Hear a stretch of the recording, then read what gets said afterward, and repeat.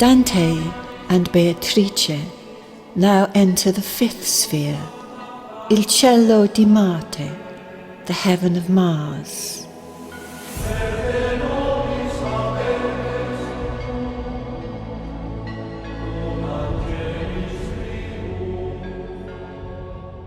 This is the realm of the holy warriors. A huge white cross, studded with specks and gleams of jewelled light, shimmers before them as they approach. And they hear the most sublime hymn, Arise and Vanquish, emanating from its core. And of this hymn, Dante writes, I was so enamoured of it there, that there had been nothing till then that tied me in such sweet chains. In the medieval liberal arts curriculum, Mars was the planet most associated with music, with notions of harmonic unity, with the reconciliation in a broader context of the paradoxes and contradictions that so often characterize our struggles to make sense of our world and our experience. Like dissonant notes and themes in an evolving symphony, Dante here will be given the opportunity, in a very personal sense, to bring the tensions between the various aspects of his understanding to a new and unforeseen resolution. Well, one of the spirits then glides down from the cross to greet them. He is Cacciaguida, the soul of Dante's great-great-grandfather. When Dante realizes, he greets him most courteously, using the formal you, a mark of great respect, little used in Dante's dark days, and Beatrice greatly approves.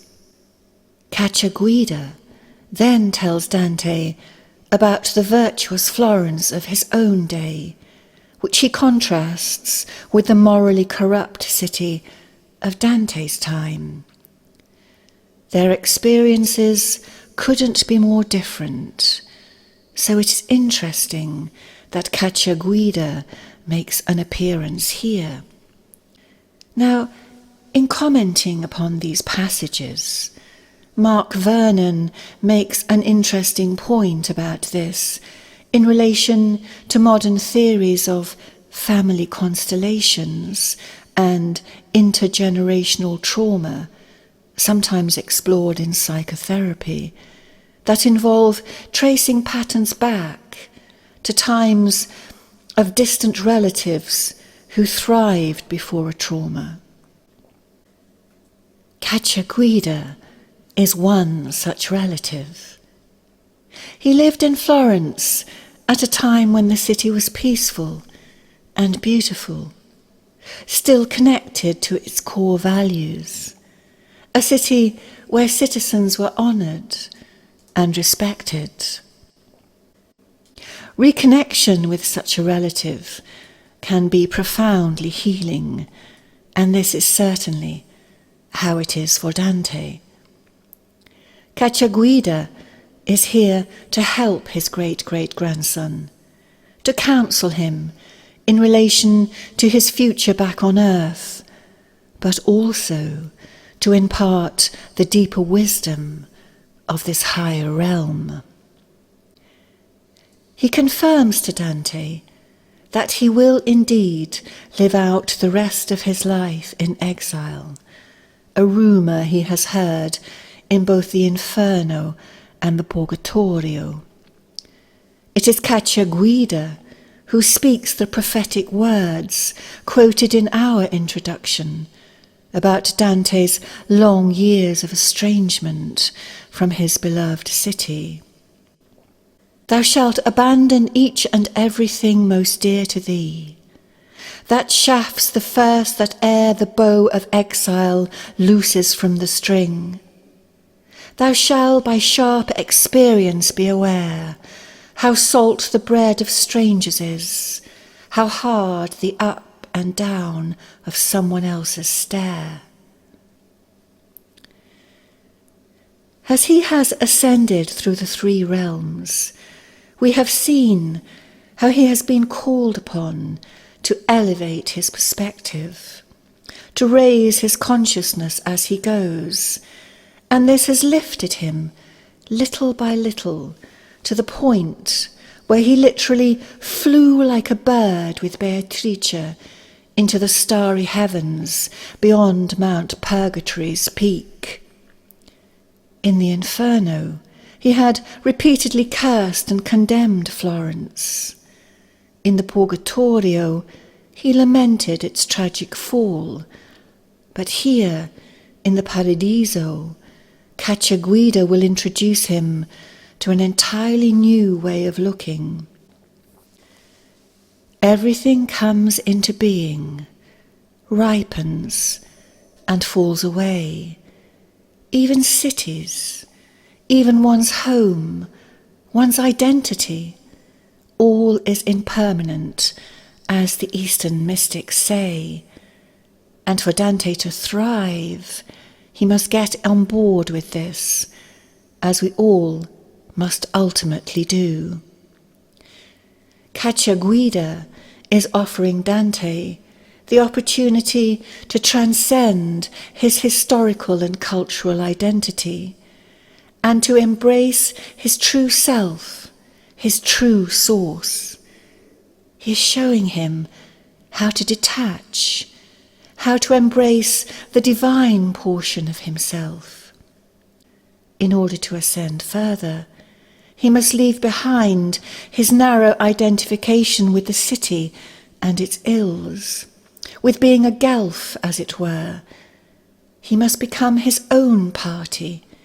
He must literally shift octave, let go of all that is dear to him, in order that he might discover what is yet dearer still. This is part of Dante's rite of passage, part of his initiatory journey. A great mystery is being revealed to him here, the mystery of total transformation, whereby the old self must die in order that a new, more evolved self might be born. Helen Luke puts it beautifully. Outwardly, Cacciaguida predicts the events of Dante's life. Inwardly, at the same time, we feel the stripping down of a man who has accepted the quest, until he dares to let go of all parties, of all collective support, so that, naked and alone, he accepts responsibility for his fate. And of course, it will be during Dante's exile, a seemingly wholly bad turn of events, that he will finally write his Commedia, the work he almost certainly came to earth to complete. Cacciaguida prepares to depart, yet as he does so, he counsels Dante to tell everything he has seen when he returns to earth. Let all that you have seen be manifest, he says. But will people be able to tolerate what I write? Dante asks. Will it not be too bitter a potion to swallow? Your tale will seem like a bitter herb, Cacciaguida concedes, but it will become nourishment in the end. It will heal deep wounds. He then bids them farewell and returns to his place within the song and the shimmering lights of the cross. And with this new insight, this huge elevation of understanding, Dante and Beatrice arise in an instant to the heaven of Jupiter, il cielo di Giove, and the red light of Mars transforms into the white of the new sphere as they go. This is the realm of the just, of those blessed souls who on earth ruled with great wisdom and humility. Now, in their bliss, they appear as a great illumined flock, swooping and soaring through Jupiter's great white sky, singing together as they go the hymn of the just. Here, Dante will be enabled to explore the notion of what justice really means at the higher octave, and straight away he realizes he has entered a much wider space that reflects his own continued expansion. The radiant spirits then begin to form a series of letters in the sky. Cherish justice, ye who judge the earth.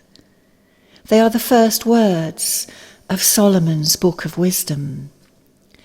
Then, as innumerable sparks rise from a blow to a burning log, more than 1,000 lights rose up, Dante tells us. Some ascended steeply, some a little, just as the sun that lit them. And when each one had come to rest in place, I saw an eagle. With its great wings outstretched, it speaks to Dante as a single unity, even though composed of many, many souls. This is not at all a collection of souls gathered mindlessly under one leader. No, it is not a parrot, says Luke, but an imperial eagle, symbol of divine justice. Dante is trying to convey a mystery here, she continues, the great mystery of the simultaneous reality of the many and the one, where the we becomes I, and yet each single I remains distinctly itself. The eagle is dismayed at the levels to which the application of justice has sunk in the world below, with its passion for silencing opposition, excommunications paid for by the rich and powerful, the frequent exile of those with opposing views, effectively a cancel culture eerily like our own 700 years later, the very opposite of the higher justice of the Paradiso, which embraces even the most complex diversity, as we shall see. Well, Dante becomes emboldened then, says Dorothy Sayers, to ask a question of this illustrious company, a question that has long troubled him. The eagle reads his mind and responds by first reminding our pilgrim that there are many, many things beyond mortal grasp. The vastness of God's mind is known only to him. Mortal folk, he says, are like those who stare down to the ocean floor while still close to the shoreline and believe they have plumbed all depths, yet know nothing of the deepest oceans. Lucifer was such a creature, so close to the truth as he once was, but even he could not fully know his Maker, and so crashed to earth, as we have seen. That all being said, here in the heaven of Jupiter, Dante may become privy to insights denied to those on earth, and his question, intuited by the eagle, is now spoken aloud. A man is born on the banks of the Indus, and there is no one to speak to him about Christ, or read or write of him, and all that man's will and action are good, as far as human reason can tell, without sin in speech or life. He dies unbaptized and without the faith. Where is the justice in condemning him? Why is it his fault that he is void of faith? Well, the eagle then directs Dante's gaze to the 6 lights that make up its pupil and the upper curve of its eye.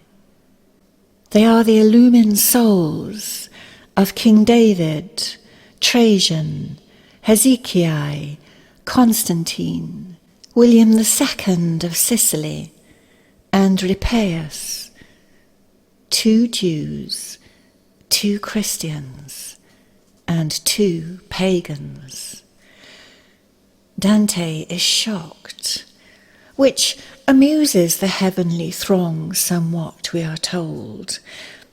And as if to confuse him still further, the eagle insists that, nevertheless, only souls who come to God through Christ may enter the kingdom. This, of course, is standard medieval orthodoxy, the literal understanding held in the earthly church, that only the baptized are saved. But in the light of what Dante has just seen, how can this possibly be? He is confused and must shift beyond the literal level to grasp what is being said. For here, in the heaven of Jupiter, the great sphere of divine justice, a vastly expanded notion of coming to God through Christ is being proclaimed. There are many who profess the faith who will end up being judged much more severely than those who don't, the eagle continues. Yet the deeper levels of vice and virtue are always more important than any outer profession of faith. What sweet medicine this revelation is for Dante, long troubled as he has been over such matters. Now he has his answer, and it couldn't be more clear. Any man in any age may come to the vision of the truth, though he has never heard of the historical Christ. And having imparted its wisdom, the magnificent eagle closed its beak.